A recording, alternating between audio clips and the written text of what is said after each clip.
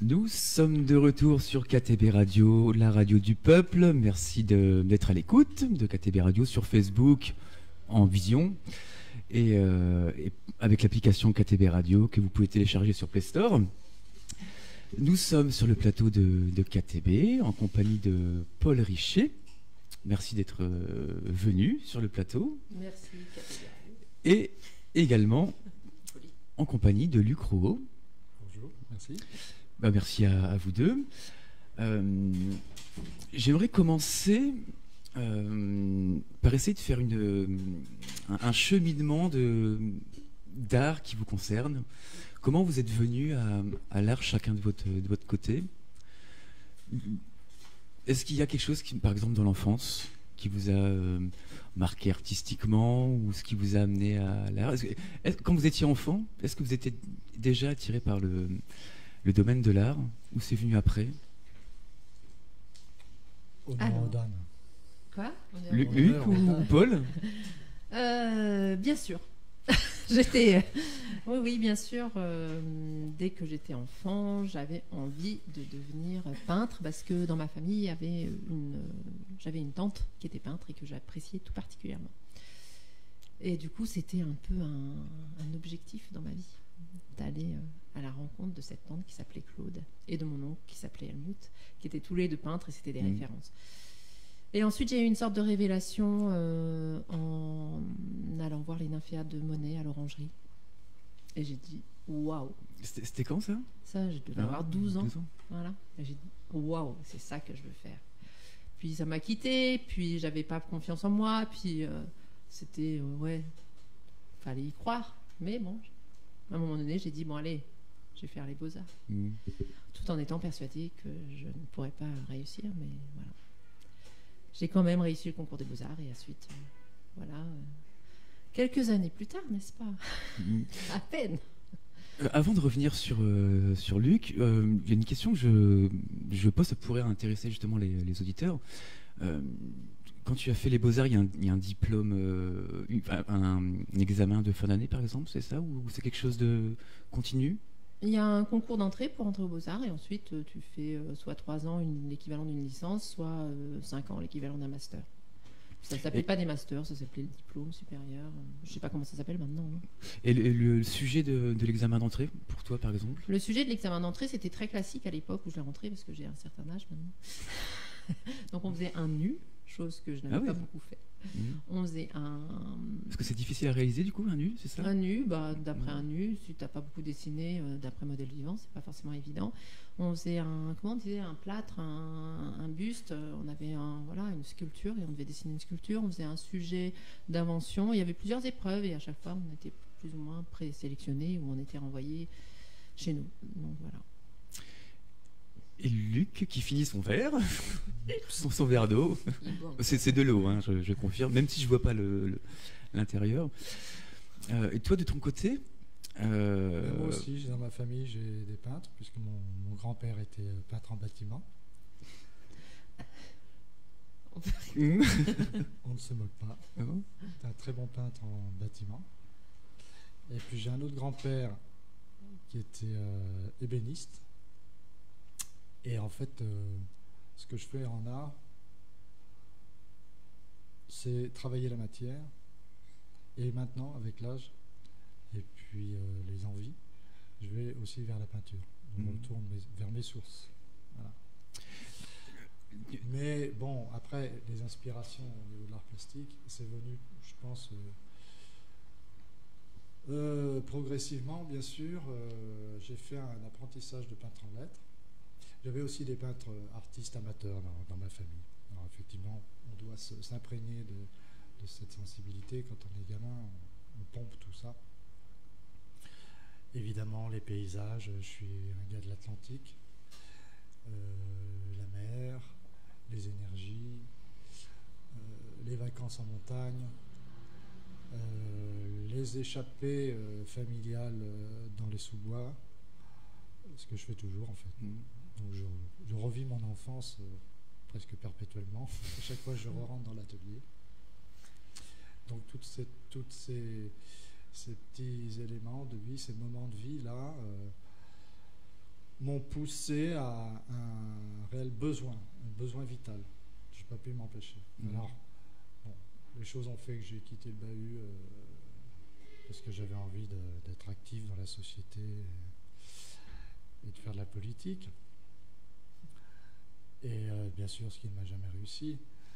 Heureusement, j'ai échappé belle. Et donc, j'ai travaillé d'abord la peinture en lettres, la peinture décorative. J'ai aussi appris les patines, ce qu'on apprend aussi un petit peu aux Beaux-Arts, des faux bois, des faux marbres, etc. Des choses un peu classiques comme ça. Alors, plus artisanales, évidemment. Mais, en dehors du travail salarié, disons, j'avais toujours j'ai toujours dessiné. Mon premier langage était le dessin, en fait. Avant même de sortir du mot, je dessinais. Voilà. Et puis après, plusieurs chemins de vie, dont le théâtre, dont le décor de théâtre, d'opéra, de cinéma, etc.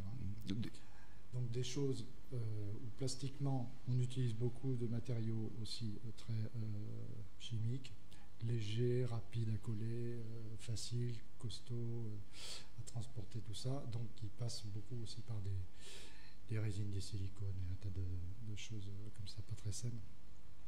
Donc moi, j'ai toujours eu un travail personnel à côté, mais à partir de matières, disons, naturelles.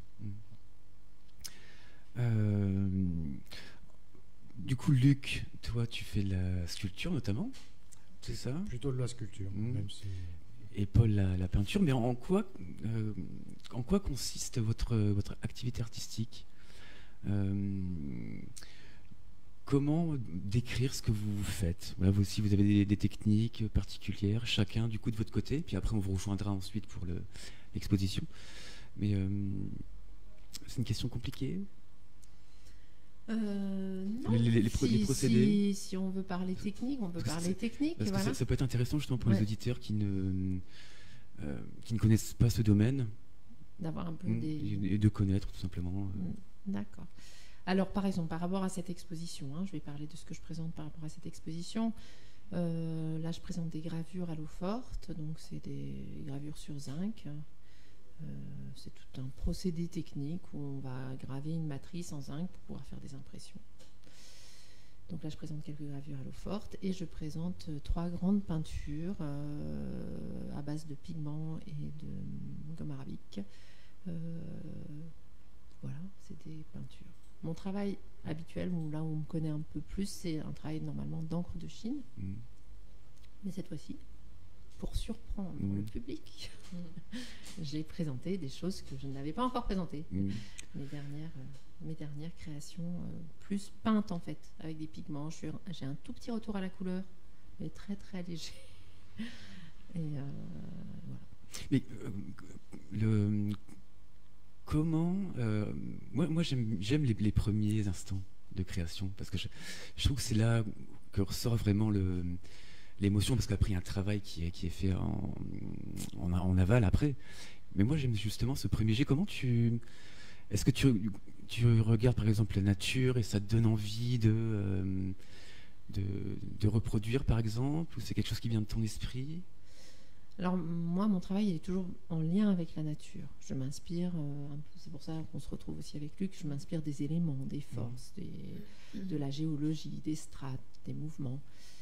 Jusqu'à présent, ça se présentait plutôt sous forme abstraite, une énergie terrestre, quelque chose, mais c'est toujours en lien. On peut retrouver des strates géologiques, on peut retrouver des mouvements d'eau dans mon travail. Là, je me suis inspirée de feuilles mortes et de cailloux que j'ai trouvés sur mon chemin.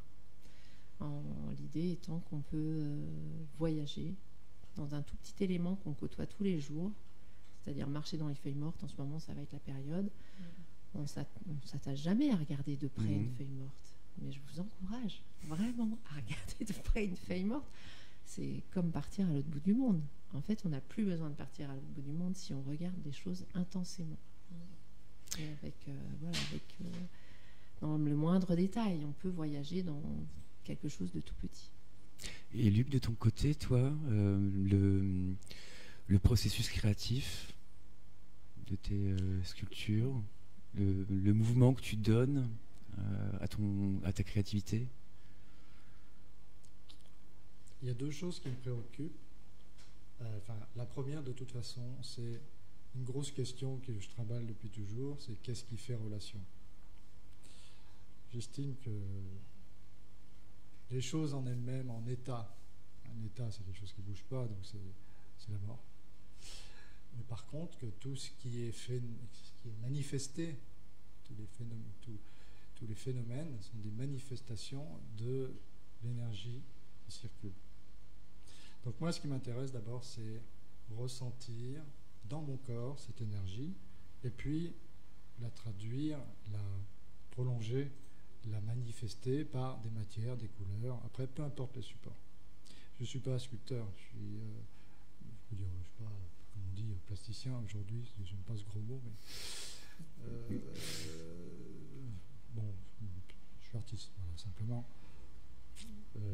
Les mots aussi, j'écris, donc pour moi tout ça c'est la même chose. C'est un travail de l'espace, de l'énergie, des rencontres qui se font dans cet espace et qui ne s'arrêtent pas en fait. Voilà. Donc dans mes pièces, que ce soit par le support de la céramique, par la ferraille, dans le temps je faisais de la pierre, le bois, le chanvre, la chaux, enfin bon, tout s'est passé. Ce qui m'intéresse, c'est le mouvement de la matière. Et donc là, aujourd'hui, vous exposez ensemble, dans la même, au même lieu d'exposition. Donc je rappelle l'endroit, c'est la place de la Juiverie, c'est ça? Oui. Oui. Et c'est le numéro combien? Oh, j'ai pas noté ça. Numéro 20. Non, 12. Pour les personnes qui ont les numéros. Oui, c'est 12. Ah oui, c'est vrai, on ne sait pas notre numéro. Le 12. Vous êtes les numéros 12. Le 12, c'est le démon de midi. C'est le numéro gagnant, j'espère, pour la tombola. Donc, si vous jouez l'auto, jouez le 12. Ouais. Qu'est-ce qui vous lie pour cette exposition aujourd'hui? La nature déjà. Oui, je pense qu'il y a un lien. Je pense qu'il y a un lien à la nature. C'est pas la première exposition qu'on fait ensemble. On se connaît depuis un petit moment avec Luc. On s'est rencontrés sur des expositions et c'est vrai que je pense qu'il y a un lien dans. En fait, un travail, il n'est pas fini tant qu'il n'est pas présenté. Je dirais. On a beau faire une peinture dans son atelier, tant que c'est pas présenté, c'est pas fini. Puisqu'il faut quand même qu'il soit vu, qu'il soit regardé. Ou alors il y a des artistes peut-être qui veulent pas être vus, mais voilà. Donc il y a des œuvres qu'on laisse longtemps dans l'atelier avant de les montrer. Oui, il y a des œuvres qu'on laisse longtemps dans l'atelier avant de les montrer, tout à fait. Mais si on montre, ça, pour moi, j'estime qu'il y a un réel travail aussi de mise en scène, de comment les œuvres vont rentrer en écho avec un lieu, rentrer en écho avec l'autre personne avec qui on expose, et rentrer en relation avec le public. Et en fait, ça, des fois, ça demande un travail énorme. Des accrochages peuvent durer... nous, on a mis 2 jours à accrocher là pour cette exposition, mais ça m'est arrivé de faire des accrochages de 3 jours, 4 jours, rien que pour montrer, pour mettre en scène. En fait, il faut mettre en scène pour offrir au public aussi ce qu'on a voulu dire, comment... Et on le voit, par exemple, quand des gens viennent à l'atelier, regarder notre travail, c'est pas du tout la même chose, en fait. Ils voient pas les peintures, ils voient l'endroit où on travaille, ils voient... Ce qui est intéressant aussi, ils voient comment on va travailler, mais on ne voit pas le travail de la même manière. Et pour revenir à la question de ce qui nous relie, je pense que ce qui nous relie, c'est aussi le lien à la nature, à une envie de parler de ce qui se passe en ce moment aussi d'un point de vue écologique. Aide-moi. Moi, de toute façon, c'était quoi la question? Qu'est-ce qui nous relie? Qu'est-ce qui vous relie? Je cherchais la formulation. Qu'est-ce qui vous relie? Pour moi, avec Paul, ça a été son humanité, d'abord. Donc, on pourrait dire sa nature. Mais pour moi, c'est ça. Ça match ou pas avec les gens. Et puis, quelque chose se fera toujours. N'importe quoi, peu importe. À partir du moment où, justement, ce lien d'humanité ressort. Ça peut prendre toutes les formes infinies qu'on n'a pas, on ne pense pas. Après, tout le reste, c'est de la technique, des matériaux, des sensibilités, effectivement, communes, qu'elles soient, voilà, la nature. On a choisi de vivre dans nos montagnes, dans nos campagnes.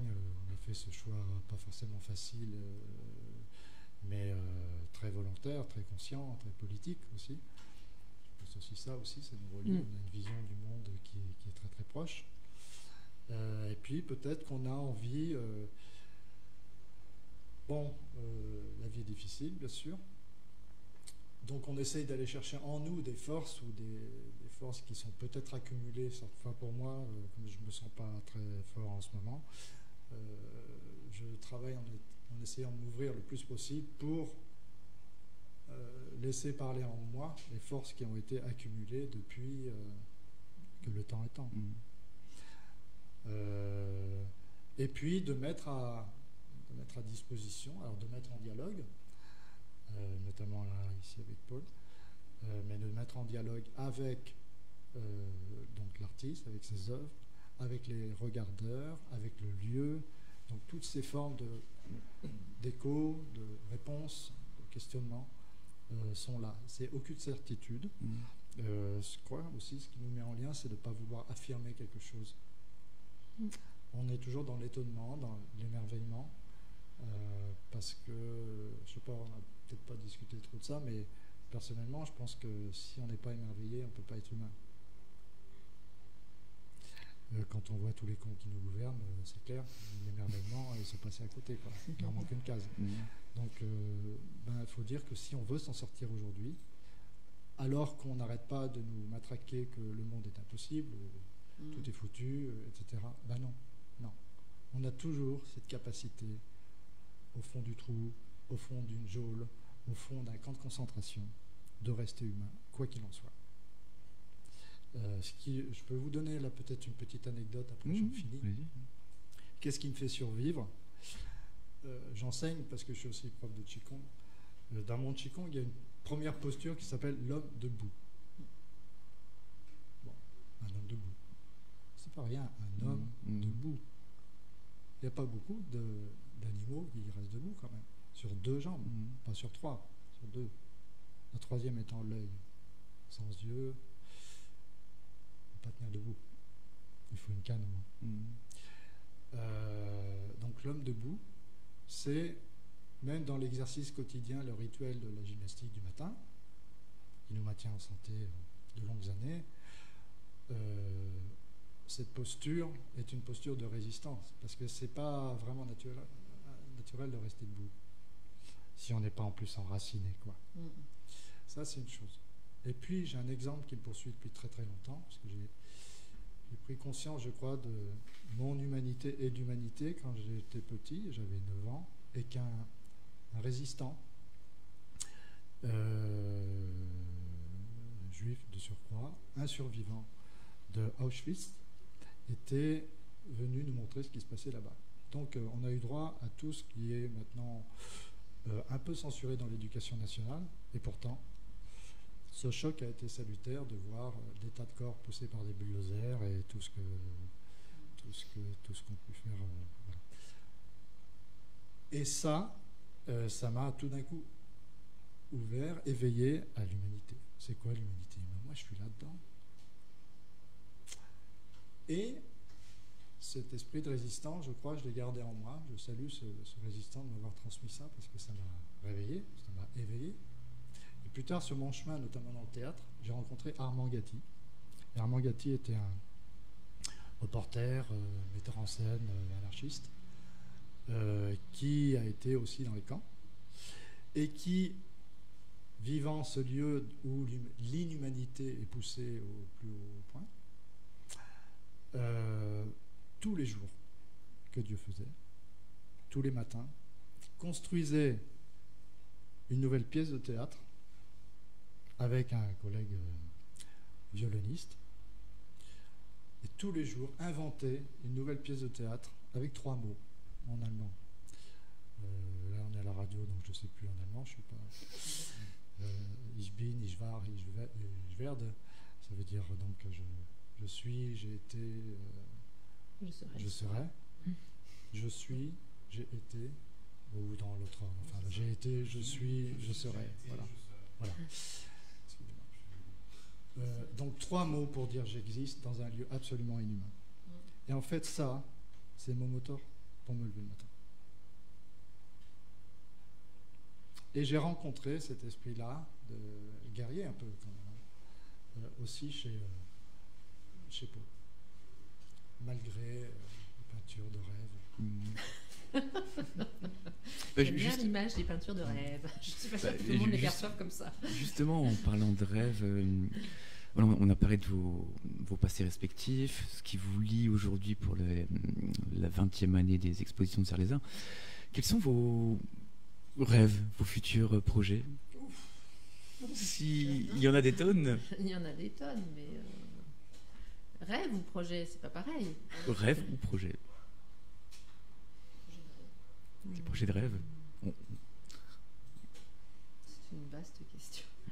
Des projets, j'en ai. Des projets. Voilà, parce que des rêves, bien sûr, des rêves, j'en ai plein.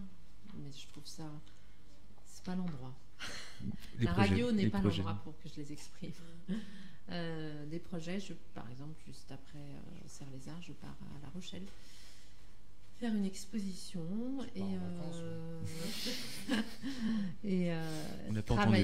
travailler en lien avec des musiciens. Il y a un festival de musique classique à La Rochelle et j'ai été invitée à venir mettre des grandes encres derrière des concerts.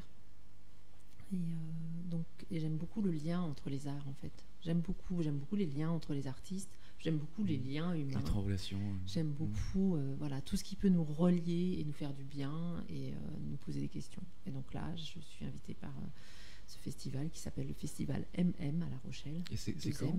Ça sera du 24 septembre au 2 octobre, je crois. Voilà, c'est une semaine intensive.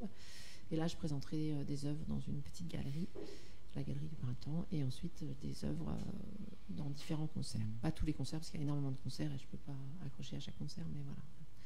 Donc ça, c'est un des projets. Ensuite, on a encore un projet commun avec Luc qu'on va exposer dans l'église de Vaison-la-Romaine. Voilà, au printemps. La cathédrale, je t'en prie. Quoi ? La cathédrale de Vaison-la-Romaine, excusez-moi, j'ai pas pris les bons termes. Et ensuite, il y a beaucoup de projets à l'atelier, parce qu'en fait, des projets, il y en a des projets d'expo, mais il faut aussi des projets pour continuer sa création à l'atelier, parce que les expos, c'est finalement que la suite d'un travail d'atelier. S'il n'y a pas de travail d'atelier, il n'y a pas d'expo. Voilà. Et Luc, de ton côté, des projets oui, ce projet, donc ça veut dire qu'il va falloir que je travaille, parce que moi, la sculpture, c'est difficile et long. Contrairement à la peinture où c'est rapide. Là, il commence, là, voilà, il y a un petit moment de déroute. Oui, donc il y a quand même un travail, parce que les artistes, évidemment, font aussi 1000 travaux, 1000 métiers, 1000 misères. Donc, l'hiver approchant, voilà, il y a une introversion, il y a tout un travail. Peut-être. Moi, je suis très lié aussi au travail au phénomène des saisons, bien sûr, aux énergies des saisons. Et j'ai plutôt une tendance à l'introversion venant l'automne, et puis je me prépare pour le printemps en hiver, évidemment.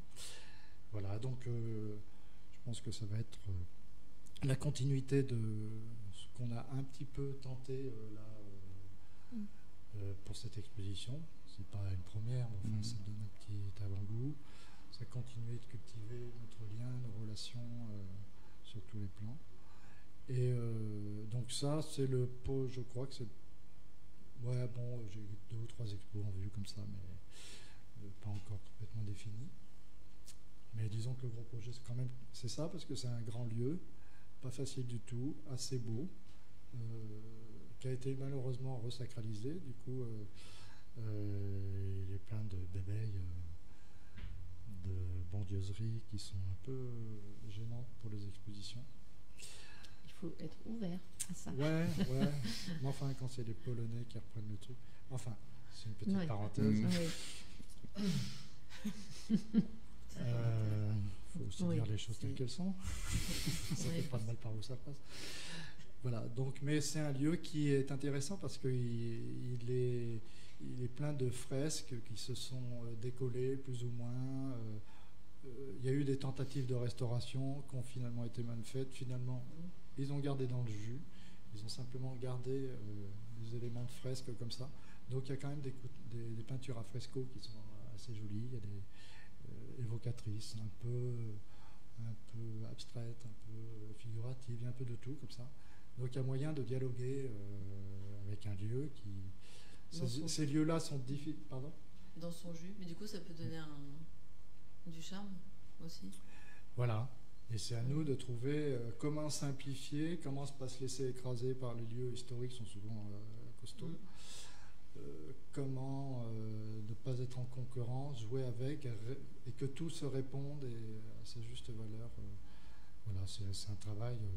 Moi, j'aime beaucoup avec le faire évidemment avec Paul, qui est aussi ancienne sculptrice, elle ne l'a pas dit, mais ce qui aide beaucoup, parce qu'on a tous les deux une notion de la danse, de l'espace,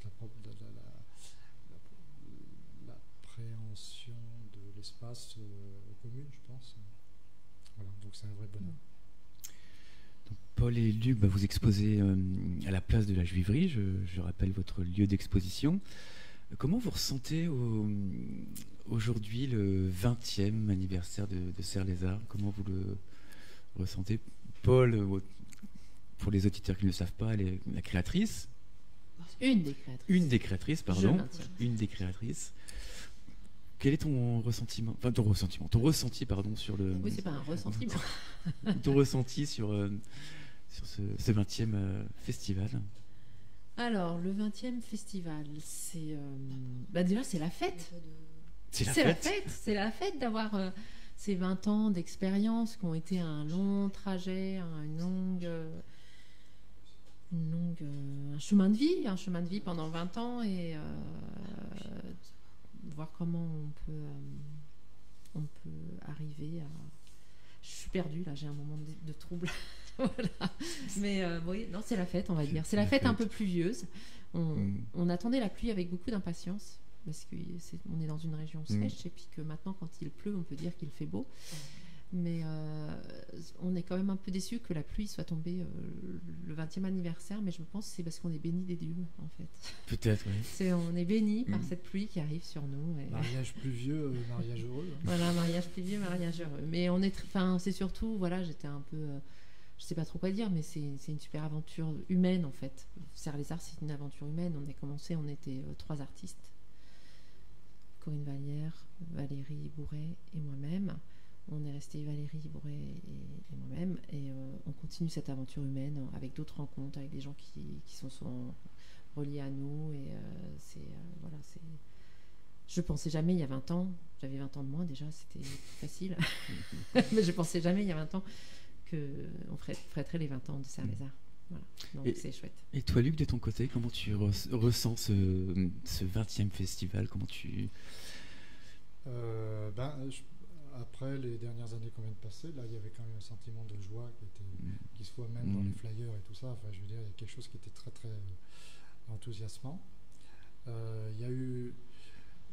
je crois que cette année, ça fait plusieurs années, je ne sais plus depuis le temps, j'ai exposé plusieurs fois, mais je trouve qu'il y a une espèce de cohérence, pas dans les œuvres, pas dans les expressions, etc., mais vraiment dans l'humanité, et c'est pas pour en reparler, pour en faire de la confiture et l'étaler comme ça, mais ce côté très très humain, très fraternel, voilà, je dirais peut-être. Ce côté très fraternel se ressent beaucoup sur ce festival cette année, à mon avis. Peut-être parce qu'il y a aussi beaucoup d'anciens qui sont restés des amis, qui sont... Voilà, je ne sais pas ce qui fait ça, mais en tout cas, la mayonnaise prend bien. Et je pense que ça se lie aussi... ce matin, on avait cette chance d'une petite heure qui nous est octroyée, nous, en tant qu'artistes, ensemble, de visiter un peu les ateliers des uns et des autres, enfin les ateliers, les lieux d'exposition des uns et des autres, où chacun se débrouille avec ce qu'il trouve, comme ça, et chacun y met vraiment tout son cœur. C'est beau, quoi. Il faut rencontrer les artistes, parler avec eux, etc., parce que on regarde des œuvres, c'est une chose, mais si on consomme des œuvres, des images, autant aller au Super U, quoi. Surtout si on n'achète pas. Mais rencontrer les artistes, entendre la vibration de leur voix, de leur cœur, ressentir lorsqu'ils partagent leur processus de création, d'où ça vient, pourquoi ça vient. C'est une question qu'on pose très peu à un artiste. Pourquoi vous faites ça, en fait? C'est questionnant. C'est vachement intéressant et vachement important. Et ben là, voilà, on est là, tout est libre et très, très accessible, très Voilà. J'ai vraiment ressenti peut-être plus que d'habitude. Je sais pas, peut-être les années différentes. Tu me tends des perches depuis tout à l'heure, c'est incroyable. Parce que J'ai aussi été perché dans une autre époque. J'ai été bien perché aussi. c'est peut-être pour ça parce qu'on est perchés tous les deux, peut-être Voilà, aussi. certainement. Je vais vous poser une question, c'est une question difficile à répondre, parce que je vous laisse carte blanche en fait. KTB Radio, c'est une radio libre, on parlait de liberté. Est-ce que vous avez quelque chose à dire sur le sujet de votre choix? On vous laisse les micros. C'est une question compliquée. C'est compliqué? Bah, c'est compliqué, surtout en ayant préparé ce festival depuis 15 jours et qu'il y a un peu de fatigue dans l'air. Mais oui, le sujet de notre choix. Moi, je vais rester sur le sujet de l'art. Parce que voilà, ça fait depuis tout le temps que je travaille autour de ce sujet. Donc, et pour rebondir en fait, je vais me servir de ta question et de la question de Luc. Tu vois, j'ai fait un petit amalgame parce que je suis vraiment fatiguée. Mais pourquoi on est artiste et moi, je me dis que vraiment, donner cette opportunité à des gens de venir rencontrer des artistes. Dans le monde qu'on vit, c'est tellement essentiel. Pour moi, c'est essentiel. Pour moi, l'art m'a quelque part, entre guillemets, sauvé la vie. Dans le sens où il m'a permis de me donner une place dans un monde où je ne trouvais pas ma place. Dans une société qui ne me convenait pas. C'est une manière d'habiter le monde. De créer de la beauté ou pas. Parce qu'il y a des gens qui créent autre chose que de la beauté. Parce que l'art, ce n'est pas forcément créer que de la beauté. C'est créer des questionnements. Il y a des œuvres qui dérangent. On a déjà vu hier qu'il y a des œuvres ici à Serres-les-Arcs qui dérangent. Et c'est bien qu'elles dérangent, parce qu'en fait, l'art, il faut que ça dérange un peu, il faut que ça déstabilise un peu, il faut que ça... Pas rester sur ses acquis. Il faut que ça vienne nous frotter. Contrairement à une discussion que j'ai eue ce matin avec une dame, l'art n'est pas juste fait pour le plaisir des yeux. Voilà, c'est un vrai engagement. Quand on a une vie d'artiste, on s'engage à... Pour moi, c'est presque un acte politique, en fait. Voilà. Pourquoi tu dis presque? Parce que j'aime pas trop le mot politique, en fait, c'est pour ça que je dis presque. Justement, il faut redonner au mot politique son sens noble. C'est pas politicien, mais c'est quand même un acte militant. C'est un acte militant, engagé, et il n'y a pas de limite en plus. Et il n'y a pas de limite, et c'est essentiel. Des sociétés sans art sont des sociétés qui deviennent autoritaires, fascistes, nazis, voilà. Et du coup, continuer à vouloir montrer de l'art et donner aux gens cette possibilité de venir te regarder, de s'étonner, d'être dérangé, ça vous gratte, ça vous pique, c'est lisse, c'est doux, mais il y a des fois où ça gratte et ça pique. Voilà. C'est un des buts de ma vie et j'espère que de le transmettre à des enfants. Voilà. C'est le petit mot de... La transmission. La transmission, le partage, voilà. Parce que c'est un lieu où on peut partager. L'art est un lieu où il y a plein d'autres lieux. Moi, je ne sais pas le faire ailleurs. Mais il y a plein d'autres lieux où on peut partager. Mais dans les domaines artistiques, on partage d'autant plus. Alors que bizarrement, dans une recherche plastique d'art visuel, on est un peu seul dans nos ateliers. Contrairement aux musiciens qui travaillent ensemble, nous, on est un peu tout seul dans nos ateliers à faire le burin, le machin, la massette, le pinceau... Et là, c'est le moment où on peut donner du sens à toute cette recherche. Voilà. Luc, de ton côté c'est ma sœur de cœur, donc elle a dit tout ce que je pense. Salut. Non, je vais peut-être rajouter une chose, parce qu'en fait, tu as aussi dit, Paul, que tu aimais transmettre aux enfants. C'est aussi un axe de Serres-les-Arcs quand même qu'il faut souligner, c'est qu'il y a un effort pédagogique très très soutenu pendant même toute l'année, je crois. Oui, tout au long de l'année. Tout au long de l'année. Et on commence, nous, les ateliers, là, le vendredi, en ouvrant les ateliers aux enfants. Et là, on a la vérité crue de ce qui se passe dans la société. Ça fait quelques années aussi que j'ai l'occasion de rencontrer des enfants. Depuis quelque temps, je remarque une chose par rapport aux enfants, c'est que je lis tout de suite, selon leur manière de poser une question ou de ne pas la poser, leur attitude, etc. Je lis tout de suite même en campagne, ce qui n'était pas le cas avant, leur classe sociale. Je sais à peu près d'où ils viennent, quoi. Mais Leur pas, niveau de pas classe avant sociale. pas... Non, je voyais un peu ça en ville. Dans la campagne, c'était moins sensible. Aujourd'hui, c'est flagrant. Je peux presque dire le métier des parents après une question. Bon, j'exagère un petit peu, mais il y a un peu ça. Et ça, c'est pas normal. Ça veut dire qu'une société ne va pas bien. Donc cet effort d'ouvrir comme ça, et les gamins, quand ils sont là, ils sont fascinés, quoi. Si on ne les prend pas pour des choses qu'on a formatées pour produire plus tard, si on les prend pour des humains déjà éveillés, déjà avec leur esprit critique, etc., mais c'est fabuleux. Mais ça, aujourd'hui, il n'y a peut-être que ce territoire des arts qui peut permettre ça. Donc il faut absolument le cultiver. Et j'encourage toujours, dans ces lieux de rencontre avec d'autres artistes, dont quelquefois certains restent un peu trop dans leur atelier à mon goût, et exposent, vendent, etc. Ok, bon, ça fait partie du boulot, mais pas que. Pas que. Il y a besoin de contact. Il faut que ce soit publicisé, enfin mis en public. Il faut que l'art sorte des ateliers, bien sûr, sorte de réflexion, de concept si on veut ou pas. Voilà. Il faut que ça s'exprime, mais il faut que ça soit partagé, il faut que ça soit aussi remis en question. On a besoin aussi, nous, les artistes, d'être remis en question.